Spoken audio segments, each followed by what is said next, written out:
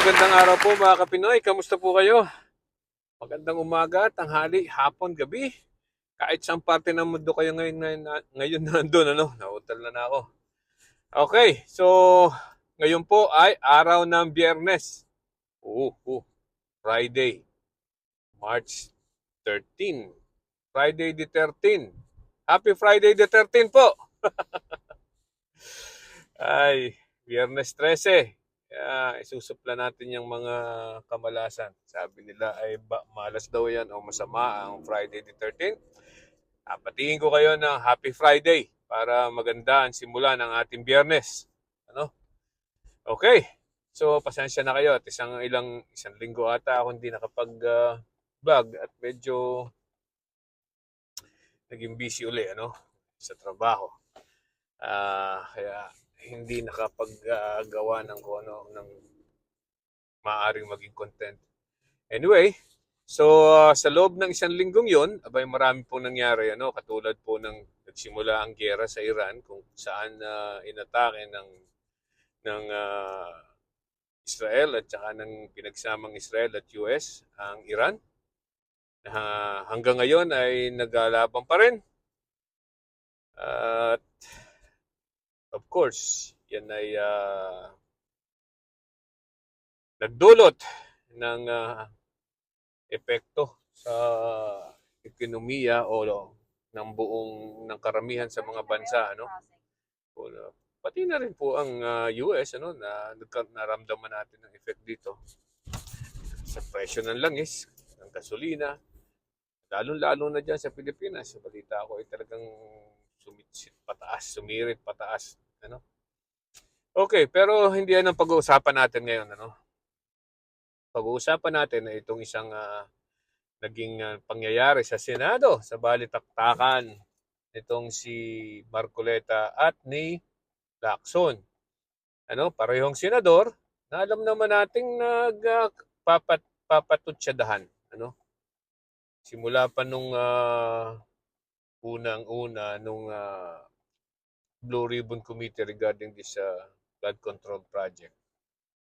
Ay mukhang nagsalita itong si Marcoleta noong Lunes at talagang pinatatamaan na itong si Senator Lacson. Hindi na nakapagpigil itong si Senator Lacson. Dumali na.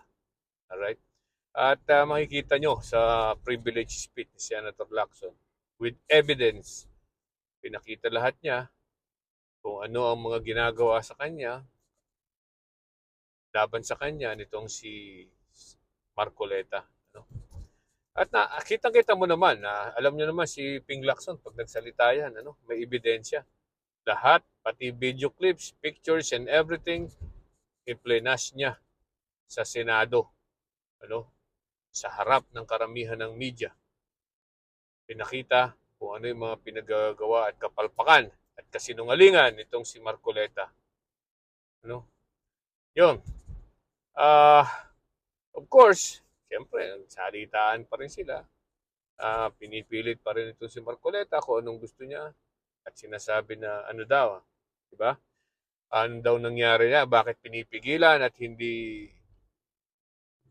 pinalalabas sa Blue Ribbon Committee itong mga sila Martin Romualdez,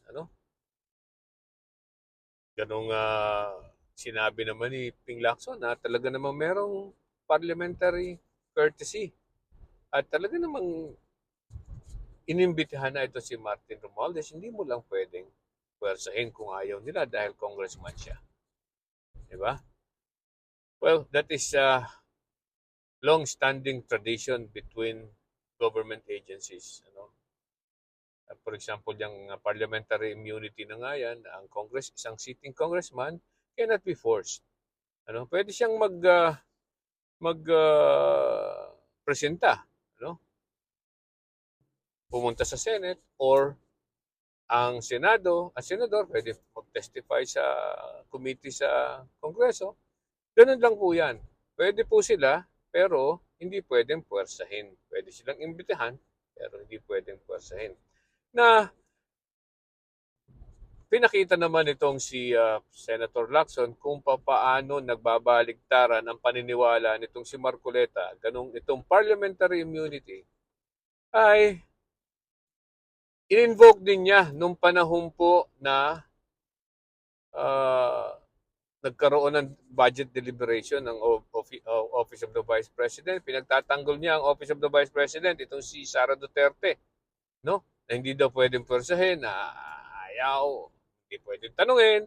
Yan daw po ay parliamentary immunity. So, ang nangyari po ay pag pabor ginagawa ni Marcoleta ay kung pabor kay Marcoleta ay gagamitin niya ang rules. Pero pag hindi pabor ay be-break niya ang rules. Ganyan po si Marcoleta. Okay, so by the way, ang alam ko itong si Marcoleta ay nahablahan diyan sa COMELEC. Ano ba nangyari na doon? Itong kaso niya sa COMELEC, ang balita ko ay sumagot siya sa kaso sa COMELEC. Natandaan po natin na itong mayroon pong nagreklamo kay Senator Marcoleta dahil lang po doon sa kanyang SALN. Yung pong SALN niya parang nag-produce siya ng 81 million daw ang kanyang Statement of Assets and Liability and Net Worth. So, pero doon po sa SOSE niya, Statement of Contribution and Expenditures, noong siya kumandidato ng senador, ang lumalabas po ang expenses niya ay parang 120 million. Right? So, saan napunta? Bakit mas, ang tanong ng mga tao ay bakit mas malaki pa ang nagastos niya sa kanyang asset? Saan niya kinuha yun? Saan niya kinuha yung panggastos na yun? Yan. Diba? So, malaking disparity. At sinagot naman, balita ko sinagot niya sang senador, ang COMELEC regarding that query. At sinasabi na yun daw pong natanggap niya na tulong nung siya'y congressman, hindi pa daw po siya kandidato bilang senador. Yun daw po ay yung mga nag-donate sa kanya o nagbigay sa kanya, nag-donate, ay nangyari daw yon bago pa lang siya maging kandidato. Di ba? Palusot. Magaling. Tulusot siya doon. Kasi sabi ng Supreme Court, yung mga acts and omissions na ginawa ng isang kandidato bago siya maging kandidato o bago siya bago magkaroon ng campaign period, yan daw po ay outside sa COMELEC. Hindi daw po yan actions punishable by Commission on Elections. Okay.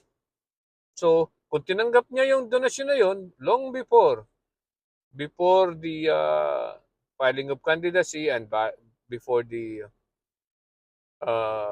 campaign period, so lusot siya, Natanggap daw po niya yun, nagsumagot siya, nagtatanggap niya during the time na siya ay congressman. At ang sabi daw ay may utang na loob daw yung sinabi daw nung nag-donate na tanggapin mo to, wag mong sasabihin ang pangalan ko, pero may utang na loob ka sa akin. Yun daw ang sagot.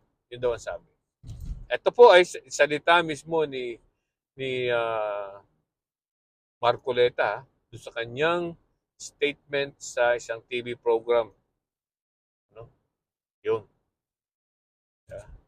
So, mukhang mali din po doon, Talaga ito si Marcoleta, sa sariling bibig niya siya nahuhuli, Unang-una, kung tumaggap ka ng donasyon sa isang tao, ay di ba dapat nagbabayad ka ng donor's tax?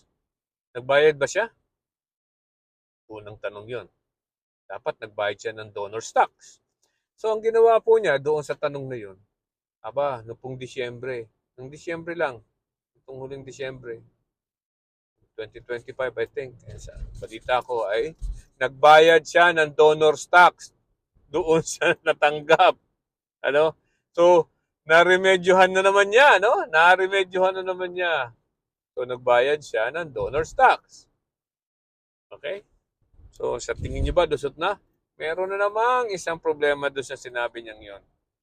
Alam niyo po, meron po tayong tinatawag sa ating batas, sa Revised Penal Code, if I'm not mistaken, it's Article 211, which is called indirect bribery. Bribery, panunuhol, ano? Indirect na panunuhol. Ano ibig sabihin po niyan at paano makukumit na ang indirect bribery? Ang indirect bribery po ay isang pagtanggap ng pera o kahit anumang bagay ng isang opisyal ng gobyerno habang siya ay opisyal by reason of his office. Dahil siya ay opisyal. So ano po yun? Ano? Pag ang isang katulad na ikay congressman, tumanggap ka ng isang regalo o pera dahil ikaw ay isang congressman, habang ikay nakaupo as congressman, ayan po ay indirect bribery. Ewan ko kung paano niya lulusutan to. Ano? Mukhang naging active ngayon uli yung kasong yan at hindi natin alam kung ano mangyayari. Pag naman nakalusod siya dito, which alam natin na swak siya. Meron din naman po tayong alam ng kaunti sa batas, ano? Swak na swak yan. All the three elements are there. Ano? Public officer, accepted gifts. Third, by reason of his office. Public officer. Number 2, accepted gifts. Number 3, by reason of public office. See? Swak na swak siya yan. Three elements of indirect bribery are there. So, I don't know kung paano niya lulusutan yan. At, ang ebidensya po ay yung kanyang pagsasalita mismo dun sa kanyang TV program. Yan po ay maliwanag sa ating rules of evidence na anong tawag diyan? Declaration against self-interest. Ano? Parang inamin niya na, at talaga inamin niya na gumawa siya ng indirect bribery na hindi niya alam. Ano? Hindi niya alam na sinasabi niya na meron gumawa siya ng direct bribery. Okay? Alaman natin kung ano mangyayari diyan, ano? Tingnan natin kung ano mangyayari sa balitaktakan uli, kung matutuloy pa ba yan, yung mga balitaktakan ni Ping Lacson at ni Marcoleta. Ano? Siguro talagang napuno na ito si Ping Lacson. Ano? Dati hindi naman nagsasagot yan dyan eh. Hindi naman nagpapapatulya ng mga ganyang klaseng salitaan, walang kakwenta-kwenta. Pero bang napuno eh, ano? Anyway, so happy Friday again. Ano? Happy Friday at enjoy po natin ang Friday the 13th. Okay? Magandang araw po. Bye-bye.